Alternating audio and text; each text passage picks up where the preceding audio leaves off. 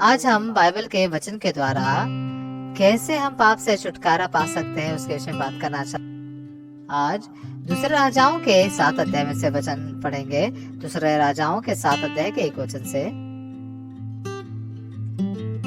तब एलीशा ने कहा, यहोवा का वचन सुनो। यहोवा यूं कहता है, कल इसी समय शमरोन के फाटक में साबर मैदा 1 शेकल में और 2 सौ जो भी 1 शेकल में बिकेगा। तब उस सरदार ने, जिसके हाथ पर राजा तकिया करता था, परमेश्वर के भक्त को उत्तर देकर कहा, सुन, चाहे यहोवा आकाश के झरोखे खोले तो भी क्या ऐसी बात हो सकेगी? उसने कहा, सुन, तो यह अपनी आंखों से तो देखेगा, परंतु उस अन्न में से कुछ खाने न पाएगा। 4 घोड़ी फाटक के बाहर थे। वे आपस में कहने लगे, हम क्यों यहाँ बैठे बैठे मर जाए? यदि हम कहे नगर में जाए तो वहाँ मर जाएंगे, क्योंकि वहाँ अकाल पड़ा है, और यदि हम यहाँ बैठे रहे तो भी मर ही जाएंगे। इसलिए आओ हम आराम की सेना में पकड़े जाए। यदि वे हमको जिलाए रखे तो हम जीवित रहेंगे, और यदि वे हमको मार डाले तो भी हमको मरना ही है। तब वे सांझ को आराम की छावनी में जाने को चले, और आराम की छावनी के छोर पर पहुंचकर क्या देखा कि वहाँ कोई नहीं है, क्योंकि प्रभु ने आराम की सेना को रथों और घोड़ों की और भारी सेना की सी आहट सुनाई थी। और वे आपस में कहने लगे थे, सुनो, इजराइल के राजा ने हित्ती और मिस्री राजाओं को वेतन पर बुलाया है कि हम पर चढ़ाई करें। इसलिए वे सांझ को उठकर ऐसे भागे कि अपने डेरे, घोड़े, गधे और छावनी जैसी की तैसी छोड़ छाड़ अपना अपना प्राण लेकर भाग गए। जब वे घोड़े छावनी के छोर के डेरे के पास पहुंचे, तब एक डेरे में घुसकर खाया पिया और उसमें से चांदी, सोना और वस्त्र ले जाकर छिपा रखा, और फिर लौटकर दूसरे डेरे में घुस गया और उसमें से भी ले जाकर छिपा रखा। तब वे आपस में कहने लगे, हम जो हम कर रहे हैं वह अच्छा काम नहीं है। यह आनंद के समाचार का दिन है, परंतु हम किसी को नहीं बताते, तो हम पाँव फटने तक ठहरे रहे तो हमको दंड मिलेगा। इसलिए अब आओ हम राजा के घराने के पास जाकर यह बात बतला दें। तब वे चले और नगर के चौकीदारों को बुलाकर बताया, हम जो आराम की छावनी में गए तो क्या देखा कि वहाँ कोई नहीं है और मनुष्य की कुछ आहट नहीं।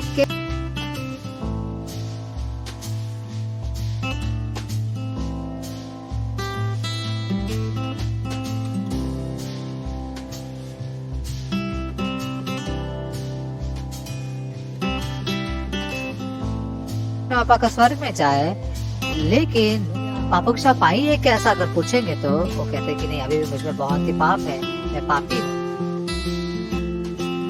तो लोग 1 साल 2 साल ऐसा विश्वास करते हैं। जब वो मृत्यु के पास पहुंचते हैं, तभी जब वो 70 साल के बनते, 80 साल के बनते हैं, अगर वो पापों की क्षमा नहीं पाए हुए हो तो इतना डरते हैं, निराश होते हैं। लोग जो है, क्यों ऐसा होगा? क्यों ऐसे लोग होते हैं? यीशु पर विश्वास करके पापों की क्षमा पाएंगे ऐसा कहकर बहुत ही ज्यादा यीशु पर विश्वास किया, लेकिन पापों की क्षमा नहीं पाकर पाप में। बाइबल को पढ़ते हुए ऐसी समस्याओं को हम बहुत ही सटीकता से सुलझा सकते हैं। यहोवा का वचन सुनो।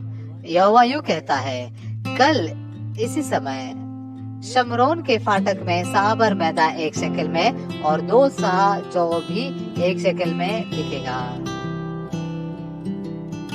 तो 2 वचन में अगर आप देखते हो तो क्या लिखा है?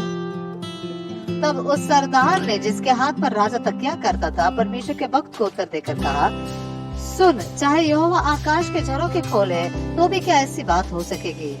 उसने कहा, सुन, तू अपनी आंखों से तो देखेगा, परंतु उस अन्न में से कुछ खाने न पाएगा। इस कहानी को थोड़ा मजेदार से बोलते हैं। उत्पत्ति के पहले अध्याय में अगर हम देखते हैं तो वहाँ पर लिखा है, आदि में परमेश्वर ने आकाश और पृथ्वी की सृष्टि की, ऐसा लिखा है। और फिर उसके बाद में क्या लिखा गया है? उसके बाद में लिखा है कि पृथ्वी बेडोल सुनसान पड़ी थी और गहरे जल के ऊपर अंधियारा था, तथा परमेश्वर का आत्मा जल के ऊपर मंडराता था। यहाँ तक अच्छा है। 3 वचन को हम देखते हैं। जब परमेश्वर ने कहा उजियाला हो, तो उजियाला हो गया।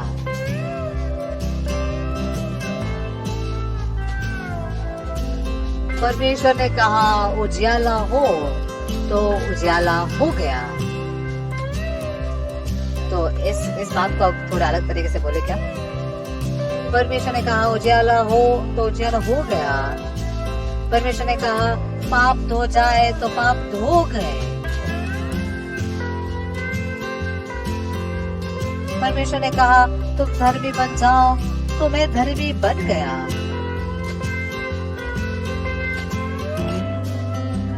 परमेश्वर ने कहा कि पृथ्वी से हरी घास तथा बीज वाले छोटे छोटे पेड़ और फलदार वृक्ष भी आए, और वैसा हो गया। तो परमेश्वर की दुनिया जो है, परमेश्वर जो कुछ भी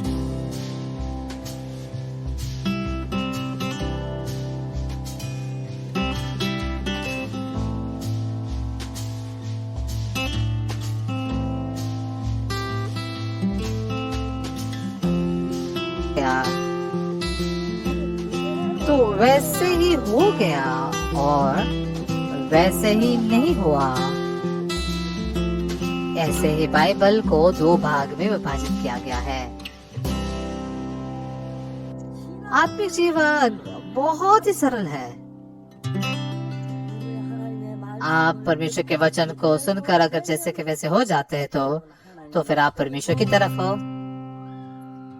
परमेश्वर के वचन को सुनकर भी अगर आप जैसे वैसे नहीं होते तो आप परमेश्वर के विरोधी, क्योंकि परमेश्वर अगर आत्मिक जीवन को मुश्किल कर रखेगा तो हम नहीं जी पाएंगे। तो इसलिए दुनिया का सबसे आसान तरीका क्या है, ये परमेश्वर हमें सिखाता है। सबसे आसान तरीका क्या है? जैसा का वैसा हो गया। तो फिर ये पृथ्वी हरी हरी घास और बीज वाले पेड़ उत्पन्न करे, और वैसे ही हो गया। अंतर के ऊपर का जल और नीचे का जल अलग अलग हो जाए, और वैसे ही हो गया। तो बाइबल में आत्मिक जीवन को बहुत ही आसानी से, मतलब बाइबल तो बहुत ही मोटा तो है, लेकिन इसे बहुत ही आसानी से समझने लायक बनाया है।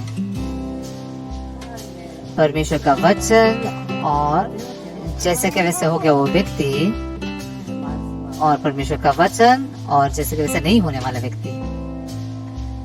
जो व्यक्ति में जैसे के वैसे होता है वो स्वर्ग में जाता है, जो जिसका जैसे वैसे नहीं होता वो परमेश्वर के साथ में जुड़ नहीं सकता, इसलिए वो स्वर्ग में नहीं जा सकता, नरक में ही जाएगा। आमीन। जो जैसे के वैसे होता है उसके लिए तो बहुत सरल बात है ये।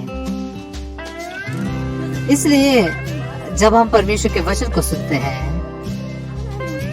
अगर हम परमेश्वर की तरफ से उस आत्मा को स्वीकार करते तो हमारा मन भी वैसा ही हो जाता है। अगर हम दुष्ट आत्मा को स्वीकार करते हैं तो हमारा मन विरोधी होता है। आमीन, आमीन। तो आइए हम थोड़ा बाइबल को थोड़ा और विस्तार से बात करते हैं। आज हमने दूसरे राजाओं के 7 अध्याय को जो पढ़ा उसमें, सही है ना? हाँ, आइए एक बार पढ़ते हैं।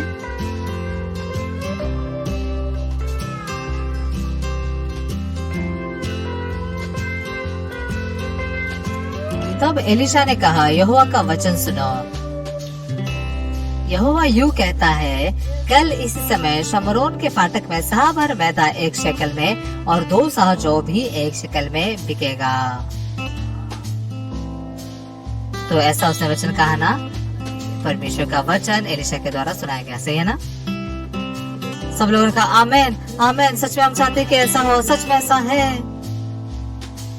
तो फिर वो परमेश्वर के साथ एक साइड में बच जाते, एक मन हो जाते हैं। तो फिर परमेश्वर के साथ जुड़ने के कारण परमेश्वर के अंदर जो जीवन है, जो धार्मिकता है, जो पवित्रता है, जो शांति है, आनंद, शांति, खुशी, बहुत ही बहुतायत, ये सब बातें उनमें भर जाती है।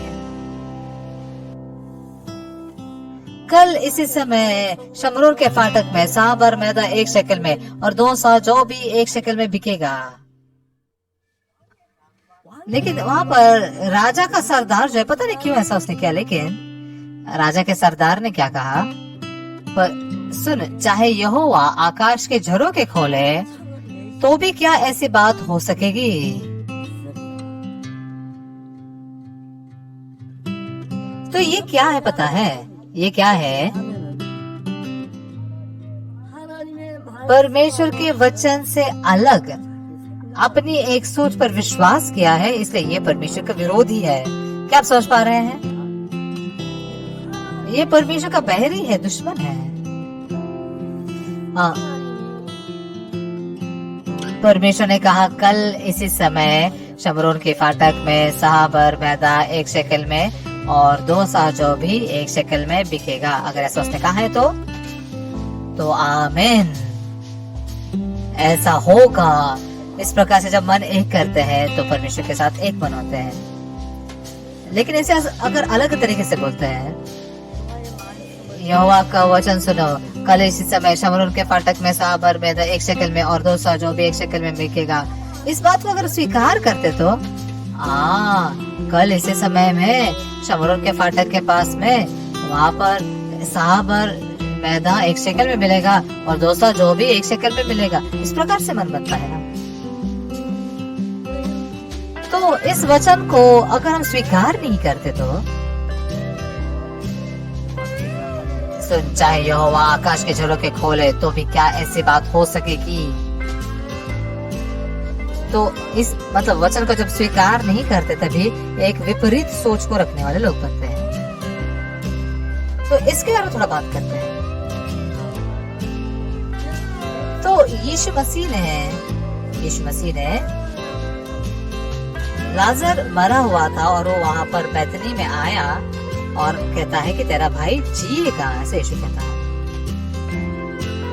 लेकिन मरियम और मार्था उन्होंने कहा क्या आखिरी दिन पुनरुत्थान के दिन में वो जी उठेगा, हम जानते हैं। तो यीशु कहता है कि तेरा भाई जी उठेगा। ये अभी के बारे में, जीने के बारे में बता रहा है ना यीशु।